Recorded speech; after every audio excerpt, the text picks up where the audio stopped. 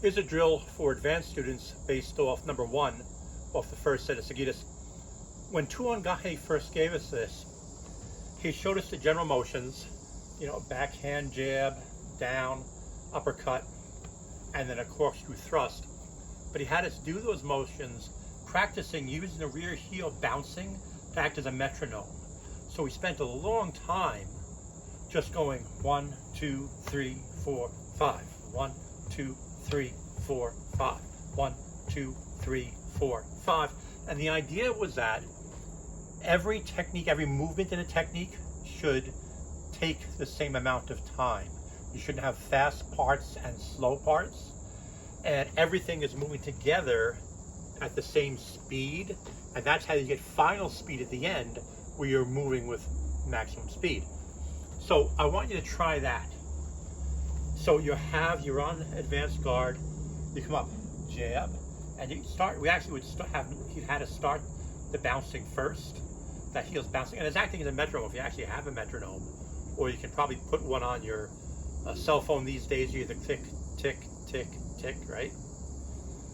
So you have the metronome, tick, tick, tick, tick, tick, tick, tick, tick, tick, tick, tick, tick, tick, tick. So we would count out numbers, but you have to do it to the beat. 1, 2, 3, 4, 5. Now you notice on the downward cut, I'm just going down to the extension of my arm. I'm not going all the way down to the floor here because I have a short sword. If you have a long sword, which is basically the blade is the length of your armpit to fingertip, and then you have handle after that, so it's a pretty long sword. It's easy to go down to the floor. So if you attack an opponent and he's the type that backs away but leaves his foot there while he tries to escape, then you can go and cut down on his calf or ankle or foot to destroy his foot. That's the reason why you put your hand over here. In Sagitas, with stick work, you're actually going to block his stick if he tries to hit you in the head, and there's a buffer zone distance between you. With sword work, what you're doing is you're pulling the sword out of the scabbard. This will pretend to be the scabbard. So the hand is up here, so if he does go and cut you, you can intercept his sword with that scabbard. It'll last long enough for 1 or 2 cuts while you go in and take care of the bad guy, right? So anyway, if you have a short sword, and I'm working on getting your speed up, don't go all the way down to the full Sagitas movement.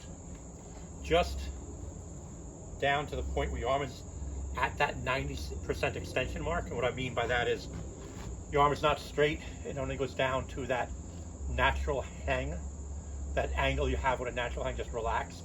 It's still slightly bent, right? You're not straight. That can injure your elbow ligaments if you make a motion that jerks out in a quick motion straight. So no more than the natural bend you would have when your arms are relaxed, right? So that's I don't know, 10 degrees or something before you get to 180 straight down.